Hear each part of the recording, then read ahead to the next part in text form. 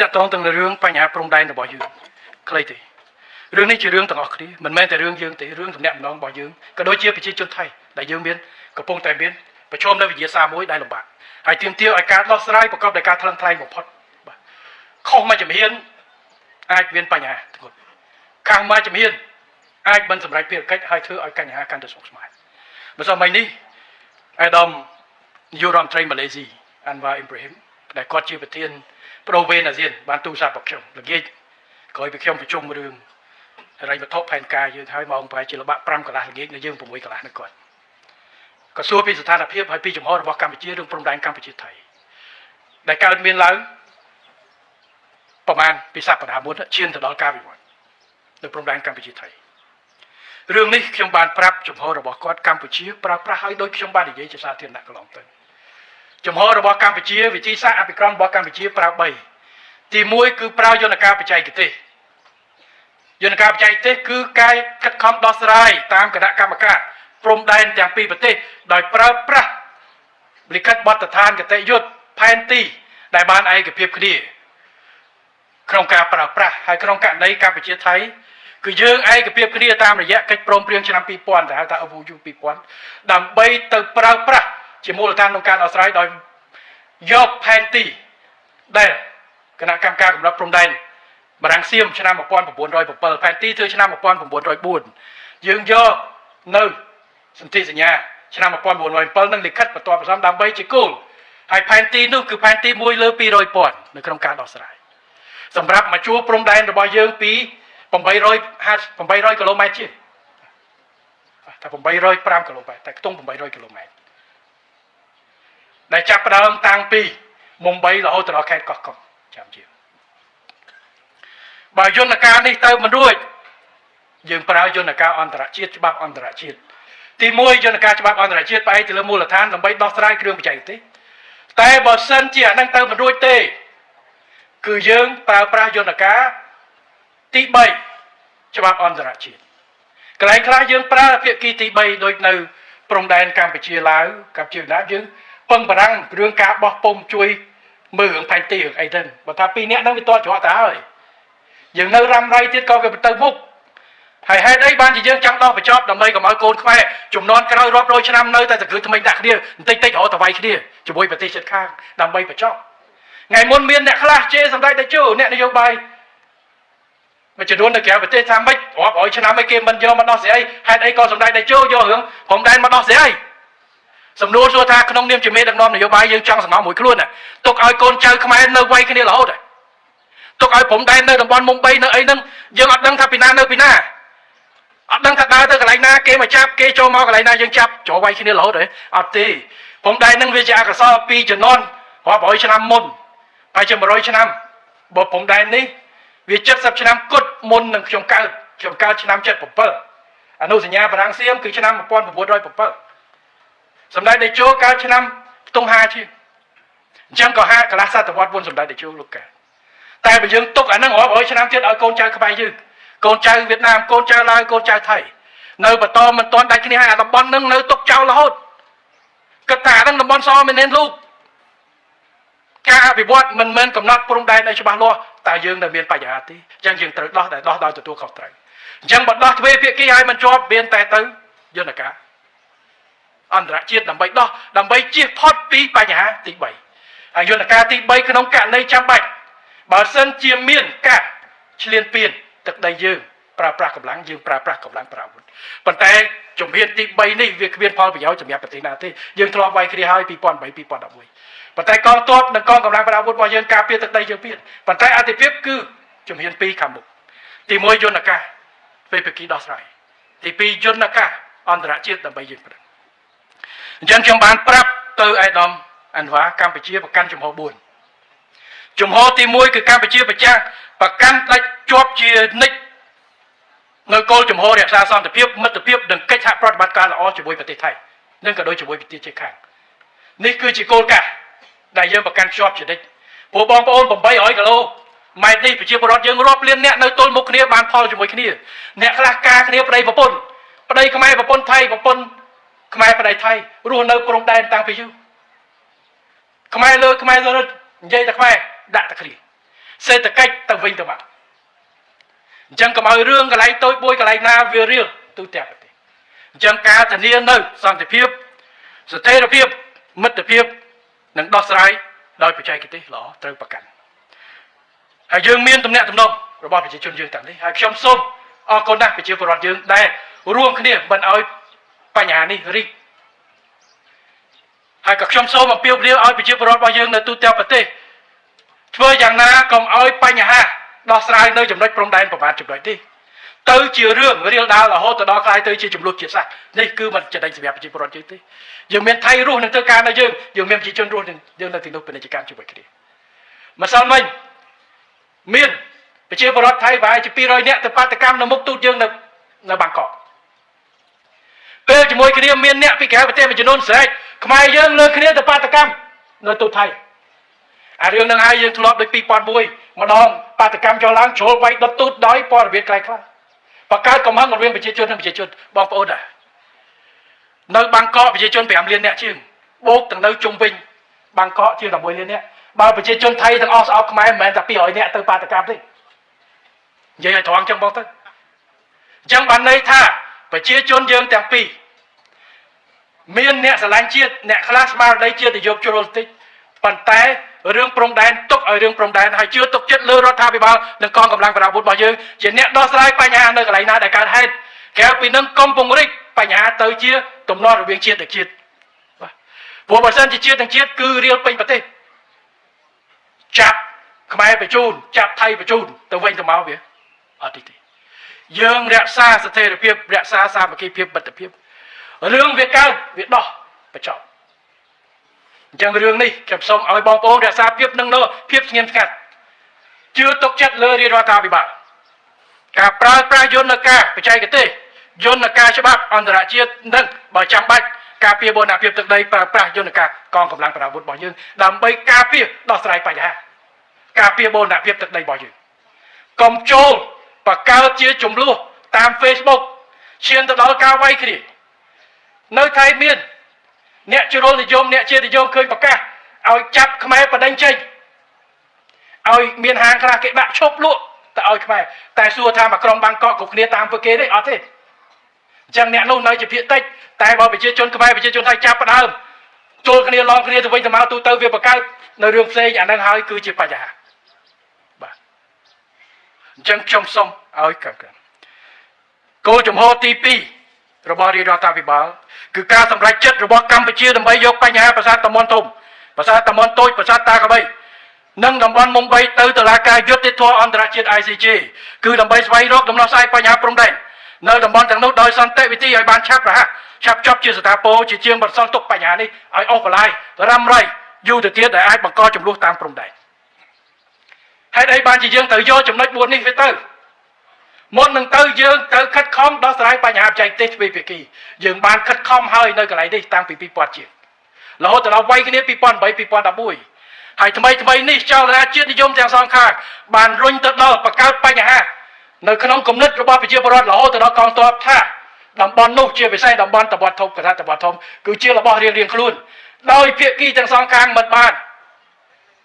តើមានគោលចំហផ្លូវការតែចលនា Facebook ចលនាប្រជាជនបានធ្វើឲ្យស្មារតីជាតិនិយមនេះវារុញច្រានទៅដល់ការគេថាជាប់គាំងមិនអាចពីណាដកថយបានហើយបន្ទុកយូរវានៅតែដដែលព្រោះគ្មានពីណាដកមានតែហៅអ្នកទី3បដកដើម្បីមានបញ្ហាកុំឲ្យជៀសវាងការប្រដាប់អាវុធរហូតទៅដល់កងកម្លាំងទាំងសងខាងប្រជុំមុខគ្នាដូចរាល់ថ្ងៃនេះមិនមែនប្រជុំមុខតែក្នុងអង្គភាពតបជាមួយតបប្រមាណទេប្រមាណអ្នក10អ្នកទល់10អ្នក100អ្នក100អ្នកអានេះគឺរីកធំដើម្បីបញ្ជាបញ្ហាយើងត្រូវយកកិច្ចការងារនេះទៅដោះស្រាយព្រោះអាចជំរឿនទី1វាកៀងហើយអាដោះស្រាយទ្វេភាគីនេះដោយសារភាគីយើងបានឯកភាពគ្នាតាម MOU ឆ្នាំ2000ប្រើប្រាស់ផែនទីឆ្នាំ1904បូកជាមួយនឹងសន្ធិសញ្ញាឆ្នាំ1907និងឯកសារពាក់ព័ន្ធអាហ្នឹង MOU និយាយចឹងតែដល់ជាក់ស្ដែងភាគីថៃប្រើប្រាស់ផែនទី1លើ50,000ដែលគូឯកតោភាគីខ្លួនឯងភាគីខ្មែរក៏មានផែនទី1លើ50,000របស់ខ្លួនអញ្ចឹងយកឈ្នះរៀងខ្លួនទាញមកចូលយន្តការដោះស្រាយ MOU អត់ទេ ប៉ុន្តែឥឡូវអ្វីដែលជាប់គាំងគឺចលនាជាតិនិយមទាំងសងខាងនេះបានធ្វើឲ្យអានឹងដាក់គេហៅថាដាក់ចាប់ប្រាំងដាក់មីនមិនឲ្យថយឯខ្លួនដែរអញ្ចឹងដើម្បីដោះគឺមានតែរុញទៅតុលាការយុត្តិធម៌អន្តរជាតិខ្ញុំសួរអេដាមខ្ញុំប្រាប់ចំហនឹងទៅអេដាមអាន់វ៉ាគាត់ថាអញ្ចឹងដែរកាលពីសិង្ហបុរីហើយម៉ាឡេស៊ីឆ្លោះគ្នារឿងដែនទឹកគាត់ធ្វើអញ្ចឹងដែរគាត់ឆ្លោះគ្នានៅកន្លែងមួយនោះគឺអាបណ្ដុំកោះកៅបណ្ដារាប្រាំងកាម៉ាឡេស៊ីចាប់ផ្ដើម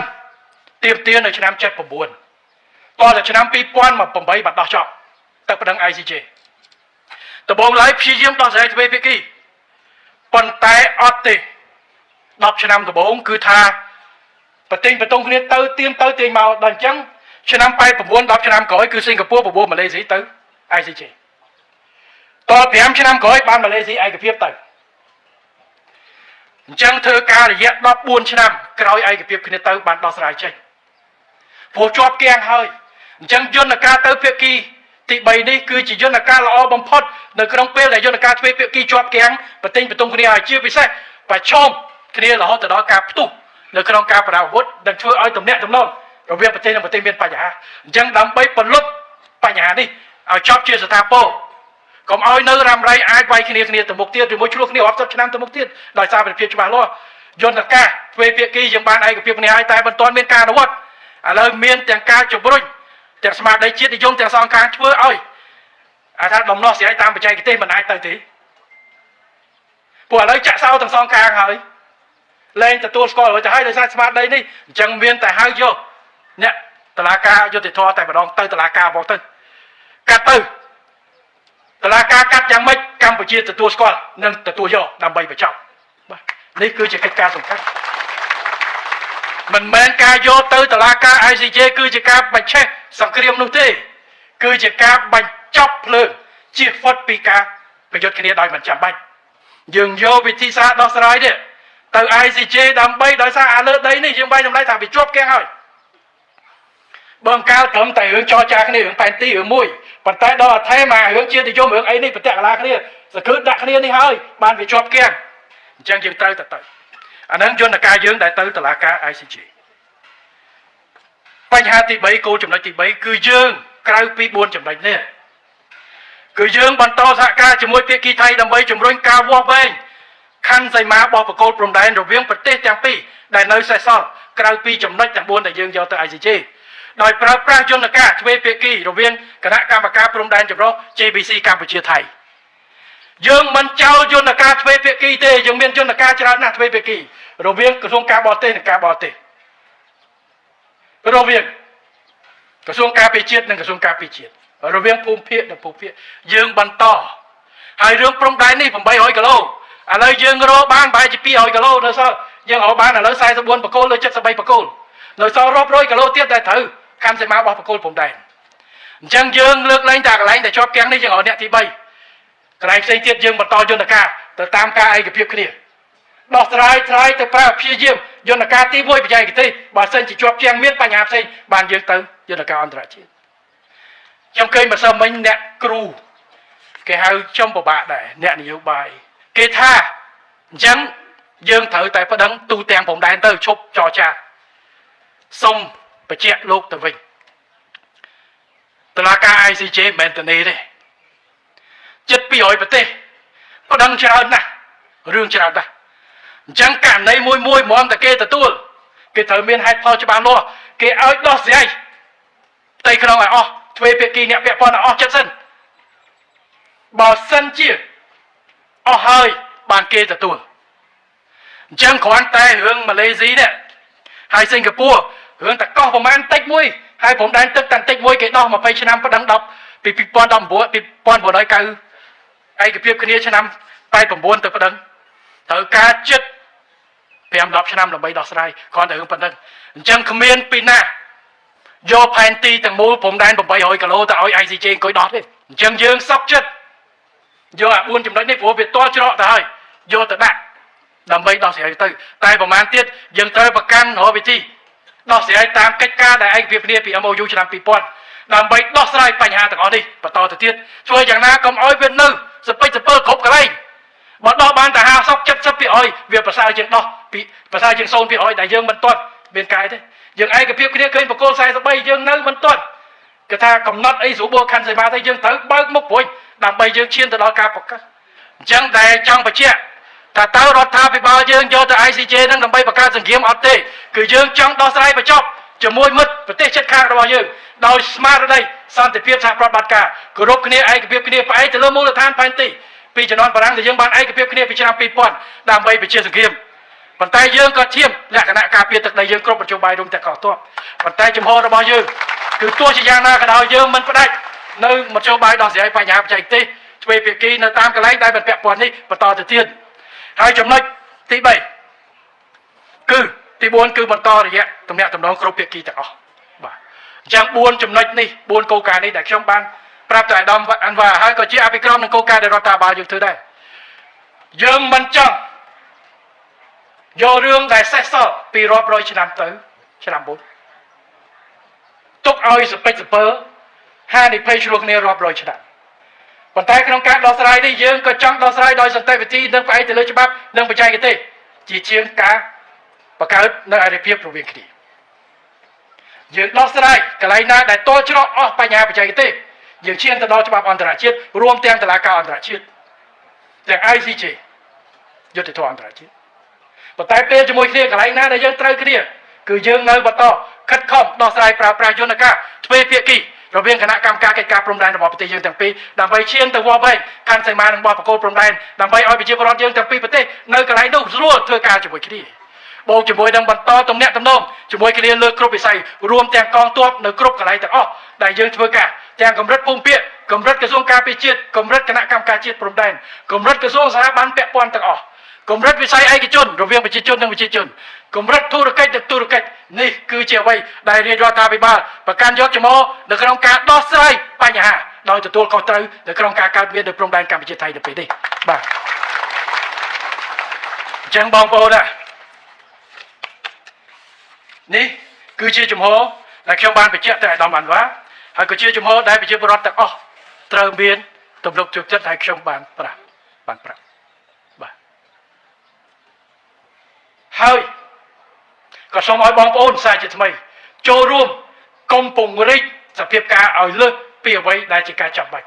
ជាពិសេសគឺការចាប់ផ្ដើមកែងគ្នាស្អប់ជនជាតិរើសអើងជាមួយជនជាតិនៃប្រទេសមួយ